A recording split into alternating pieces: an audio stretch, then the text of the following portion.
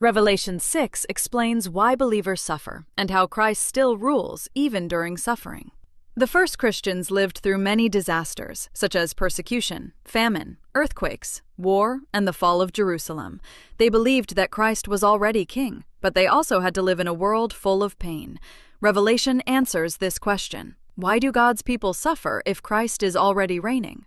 The first 4 seal judgments are connected to the 4 colored horses in Zechariah 6, and also to the judgment traditions in Ezekiel and Leviticus. These judgments include conquest, war, famine, and death. They are not only events at the very end of history, they describe troubles that continue throughout history after the ascension of Jesus. Christ opens the seals and sends out the 4 horses.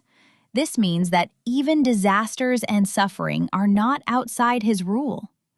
God uses these trials to purify his church. In the churches, some people were compromising with idols and the values of the empire. Through suffering, God reveals who truly belongs to him. These judgments have 2 results. First, the faith of believers is tested, and the prayers of the martyrs rise to God's throne. Second, the same disasters become stronger warnings and judgments against idol worshippers. The martyrs are people who were killed because of the word of God and the testimony of Jesus. Their witness was not only spoken words, their whole lives testified to the gospel. They faced social rejection, political pressure, economic suffering, and even death. The martyrs are seen under the altar. In the eyes of the world, they looked defeated and forgotten. But in heaven, they are close to God. Their prayer is not a selfish cry for revenge. It is a cry for God's justice, holiness, and truth to be shown in the world. They ask, "How long, Lord?" They want to know when God will judge evil and prove that his faithful people were right. God answers their prayer in 3 ways. First, he gives them white robes. This means that God recognizes their faithfulness and purity. They belong to the Lamb and will take part in his final victory. Second, God tells them to rest a little longer. This means the time of witness is not finished yet. More faithful testimony must still be completed. This waiting time is a time of rest for the martyrs and a time of mission for the church. Third, God brings judgment on the unbelieving world.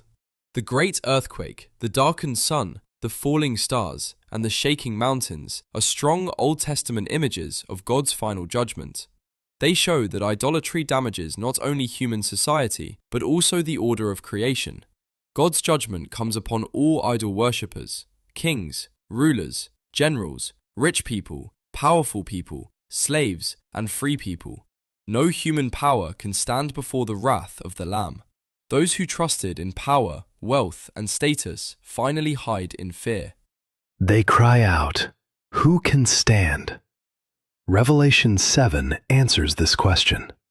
The only people who can stand are those who belong to God and are sealed by him. The main message is clear. Conquest, war, famine, and death are not outside Christ's authority. God purifies his church through suffering, hears the prayers of the martyrs, and judges evil empires and idol worship. Believers may suffer in the world, but they are close to God. Their faithful witness is never wasted.